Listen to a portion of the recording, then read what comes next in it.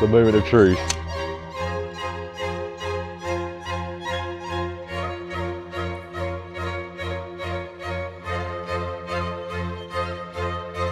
Three, two, one.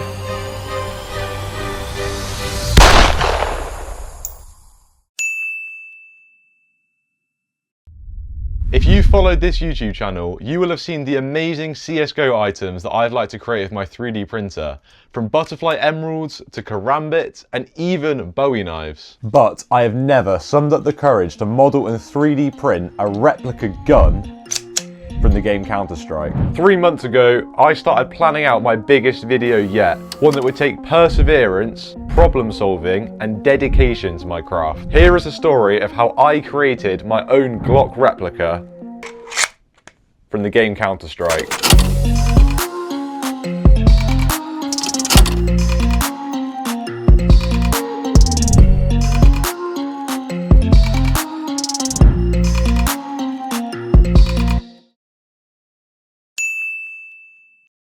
Playing Counter-Strike was the highlight of my day back in school. I still feel a tugging nostalgia when I think about the hours spent grinding on Dust 2, learning grenade lineups, sharpening my aim, surfing outside on Nuke, hitting insane B-hop frags, and of course, trolling some random Russian kids. Fucking idiot!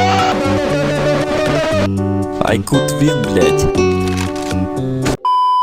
I lived for this game. The hours spent at school seemed to scrape by, and all I could think about was waiting to get home and hop on Wingman with my best mate. I loved everything about this game, but the best thing above all else, I loved the skins. Naturally, when I saw that Glock Candy Apple pop into my inventory after a Wingman game on Short Dust, I was ecstatic. I thought I'd just won the lottery.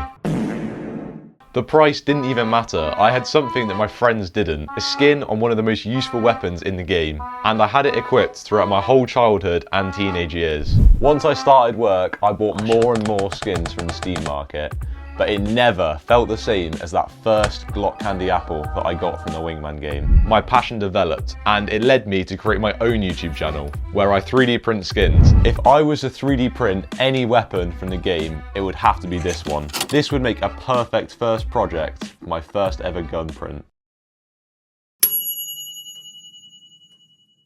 When 3D printing, there are naturally some limitations to what you can print. For example, overhangs are very difficult and require support structures, otherwise prints fail. There are very few print-in-place models that provide moving parts. Because of this, many designers choose to break up their models into multiple parts and then assemble them afterwards. Something as complex as a moving Glock would likely require many moving parts, as well as other unprintable stuff such as springs, rubber bands, or paper clips. Let's break down the requirements for this Glock. It must be easily 3D printable, be able to be assembled with materials I can easily get my hands on, look realistic to in-game and be true to the candy apple texture, and have some functionality or moving parts. Designing something like this is well above my skill level, so I scoured the internet, hoping to find someone that had done at least some of the work for me. I searched everywhere. All over Google, special 3D printing websites, everything. Even after a good hour of searching, I was starting to realise that there were literally no models on the 3D printing websites of replica Glocks that were completely made and ready to go. Almost all of them were incomplete, and there was very good reason for this. It turns out most 3D printing websites don't want people 3D printing replica weapons. This was the first of many challenges I would face on my mission, but my hope was far from over. I knew I had to do my trusty Glock Candy Apple from 2019 justice. I soldiered on, hoping to find at least some foundations I could work with. Maybe I could just create some of the parts myself? Who knows? As I searched and searched, slowly my ambition dwindled. It looked like my original vision of a working Glock replica was not as realistic as I'd hoped. I let my hopes fall, and I made a compromise with myself. Maybe a fixed Glock would be good enough after all. So I've looked on thangs.com, and I've looked on printables, I've looked on Thingiverse, I've looked on all of them. I literally couldn't find anything. Everything's been taken down. I guess I'm not gonna be able to make this a functional Glock after all. Obviously, I'm pretty disappointed, but I think it would be good enough, you know? So I went for a combination of multiple models, cobbling together pieces the best I could. hoping the slide would move at least. So this is the best model that I found, and it's obviously got the handle here and it's got the slide too. And then it's got these 3 pieces here. I'm not entirely sure what these do, but I'm sure they do something. There's no magazine though, so we're gonna need some sort of magazine model since this is not a complete Glock, obviously. So I'm gonna have a look for a magazine model that we can kind of slot in here. There's also no iron sights either. This might be something that I'm gonna have to design myself. So what I'm doing now is I'm running it through Cura. And if you're new to Cura, this software is specifically designed to take a 3D model and slice it into super thin layers. My 3D printer will then trace those paths and it will leave a trail of plastic behind. This process gets repeated literally hundreds of times until you end up with the finished product. I guess this model isn't too bad. There's still the possibility of the slide moving, I think. I thought I'd quickly show you the filament that I'm gonna use for this print, and I'm gonna be using DEEPLEE 3D printing filament. This stuff right here, and hopefully it comes out well. They're actually the sponsor of this video and they've sent me some rolls to use for free. I'll let you know how the print quality is, but so far it's looking good. And if you wanna pick some up yourself, there are some links in my description.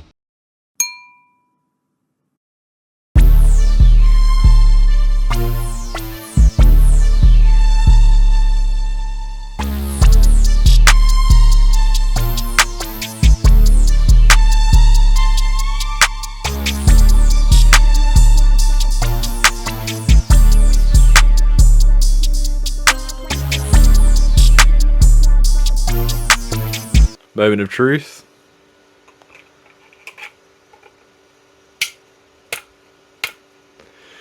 No!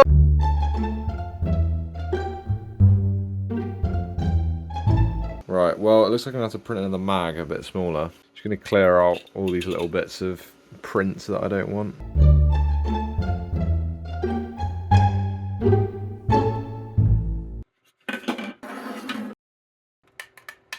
Upon further inspection, I came to the conclusion that I wasn't going to get any movement in the Glock, which was really disappointing. This was one of our requirements and something that I really wanted to see. But don't worry, this feeling of unsatisfaction is actually good, and it's not going away anytime soon. Right, it's time to paint. The first step in doing this is always priming the model. This helps the paint stick and it smooths out the finish. I let this dry for around 10 minutes and then laid on some nice thick coats of red. This paint job made a world of difference. I was starting to see the vision and I was starting to get excited again. I couldn't wait to see how this would actually look. Also, having a blacked out Glock shaped object in my room is probably not the most legal thing in the world. So since there were no iron sights, I actually had to model these myself. And this required scaling up the model, figuring out how big the iron sights needed to be, designing them in Blender and all of that. So the first thing that I did was I got a ruler out and I measured the little gap on the top of the Glock. So after I'd scaled up and figured out how big they needed to be, I opened up Blender and I basically just added some meshes. I added a cube and then I just messed around with it, changed its size, and then I added these little spheres, put those spheres inside of the iron sights and then did a Boolean modifier, and I took away the volume of the sphere from the iron sight body, so it left those little circular dents that you can see in the actual Glock model in the game. And this actually turned out really well, so I just smacked them on the 3D printer and basically first time around they were perfect. Right, I think it's time for assembly.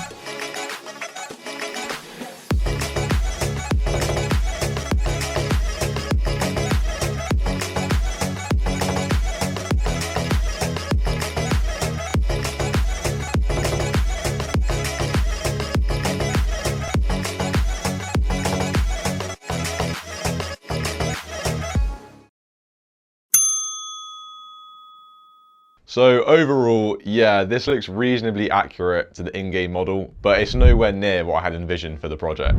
It was 3D printable, it was easily assemblable, and it looks reasonably realistic to look at, but it has absolutely no functionality whatsoever. And this was a major thing for me. I began the long task of editing all the clips that I had filmed, and I was confronted with my ambitious past self that filmed the intro to this video. I started thinking back to all the fun times I'd had with this skin, and the feeling of guilt and lack of effort really started to overwhelm me. Eventually, I'd had enough. Let's go back to the drawing board. This video deserves more. Back to step 1, research. I'd already tried every 3D model website under the sun, but there's one place I hadn't looked: YouTube. Let's see if anyone there has done anything similar. And they had. It looked insane. Let me introduce you to ZVC 3D Print. He's over 36 videos of 3D printing awesome toys. So this is another creator and he has a very big following. He makes all these awesome models for loads of different guns. And even better, he's actually selling his 3D model. All I need to do is buy one, follow his tutorial, and I should get exactly what I'm looking for, right? Wrong. I've searched for 2 days to find someone that's actually done this, and we found ZVC, which is so good. I'm really happy to be in this position. I can finally go back and make what I was trying to make the whole time. You know, I thought I was gonna have to give up and stick with something like this. This is trash, and this guy's done it. So it turns out I don't need to be a pro at 3D modeling. This guy's out there selling his model, so I can just use his, which is so good, guys. I'm very happy for this position. I've taken inspiration from him, and this has given me so much motivation to get back to the drawing board, print something out and make it work. So I went through the video and made a list of every part that I was going to need. This included springs, rubber bands, and 3D models themselves. I also searched through the description of the video, hoping to find a link to some of the springs that he used in his video, but I couldn't find anything. After digging down into the comment section, I found out that the only way to get the correct size springs was to actually contact a spring manufacturer and get the exact sizes either made or found in the warehouse. This was actually pretty worrying, but I went through to purchase the models anyways. If I was going to achieve my goal, I'd have to take some sort of risk. To find all these materials, Amazon was of course my first port of call. I searched for the specific spring sizes that I'd written down earlier, but I couldn't find any. And when I looked on ZVC's video, the only thing that I could find was a link to a generic spring kit on Amazon. But of course, there were other parts I needed for the build too. As I'd learned from my first prototype, painting the model wasn't really a solution. The color wasn't at all accurate and it messed up the tolerances in the model, preventing any sort of movement, and this would be exacerbated with all of the moving parts in the new model that I was trying to make from ZVC's video. The paint adds a tiny little layer to every single texture in the model, and that little layer is going to cause extra friction and prevent the parts from moving properly. Luckily, I had some red filament and I used this as a solution to my problem. I still needed some rubber bands though, so I went on Amazon and bought some of those. While I was waiting for my delivery, I researched some spring manufacturers near to where I lived. And to my surprise, there was actually one really close by. And even better, they had a huge inventory, literally pages on pages of different spring sizes that I don't know if they custom made them or they just had a huge warehouse, but either way, this was perfect. Using the list of springs that I'd made earlier, I inputted all the values into the website and I generated a list of everything I needed. This was actually way more expensive than I was first expecting, and this is because the company is designed to serve businesses, not individuals. They have a minimum order charge and also a delivery fee, which ended up taking my order well above what I was comfortable paying for. To explain my situation better, I decided to give them a call and see if there's anything they could do about the delivery and the minimum order charge. I placed my order, got in my car and went to pick them up. Once I had everything I needed, it was time to start building. I had such a nightmare with the assembly. The bands and springs were the wrong size. The pins didn't fit in the holes. There was too much friction in the moving parts. The mechanisms were not functioning. I just wanted to give up on this project so many times. This was such a nightmare. It felt like every time I tried to leave a problem and come back to it later, I'd face an equally annoying one in the opposite direction. To make matters even worse, it turns out I'd bought the wrong set of springs and I'd somehow got the videos mixed up and bought the springs for a different Glock video on ZVC's channel. Eventually, I gave up and went to do something else. This project was becoming so frustrating. Maybe I should just cut my losses and go back to editing the video. This was such a waste of money. The next day, I made a list of all the problems I was facing to try and gain some perspective on what felt like an impossible task. Then I remembered something. ZVC had promised to offer technical support. I wrote out an email and decided to record a short video explaining all of the issues that I was having. Days went by and I waited, hoping for a reply. I even wrote him a comment on one of his YouTube videos asking him to check his emails. He never replied. I decided I had to take this into my own hands and figure out solutions to these problems myself. Funnily enough, filming the video for ZVC, actually made me realise that these problems were not as bad as I thought they were. In my frustration, I'd blown these problems out of proportion and made them so much more annoying in my head than they actually were in real life. But in a calmer state of mind, I was confident I could solve these issues. I opened up Blender and I manually edited ZVC's models so that there was a little bit more tolerances in the parts. This would reduce the friction and allow me to put the pins in where they're supposed to go. This definitely helped, but there were still some other major issues that needed solving. Still, I must be able to get some functionality out of the Glock, right? As I solved one problem after another, I started to build momentum. Maybe I could do this after all. I spent hours literally whittling down parts, trying different things, even using other materials such as paper clips instead of the pins that were in the models. I tried reprinting parts as well, experimenting and just trying to make stuff work. I was determined that this was going to happen. As I started to get somewhere, I was beginning to understand how the mechanisms worked and how the parts needed to fit together to work properly. And as I got closer and closer to my goal, it felt like I was placing the last pieces of a jigsaw. Part by part clipped together, and eventually I had realised my goal. A moving Glock replica. And the results were so cool. The slide moved back and forward. The trigger pulled, the magazine slid into place. The spring in the magazine is 3D printed, and you can even load the magazine up with bullets. You can pull back the slide and leave it on a latch just like a real Glock. Guys, it's time to test this thing out in the field.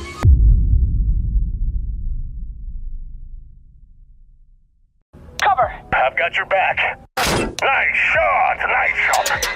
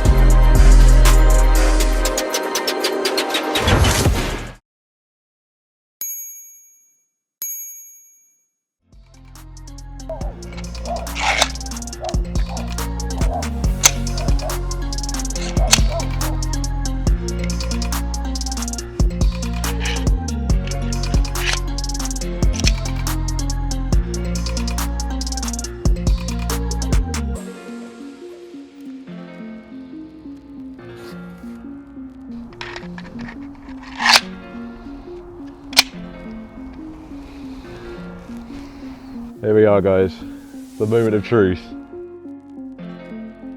3, 2, 1. Guys, it's just plastic, what do you expect? This project has taken me on a fantastic journey. I've discovered the power of making a plan and sticking to it, and following it through despite almost impassable blockages. And above all, the true meaning of the saying, do it right so you don't have to do it twice.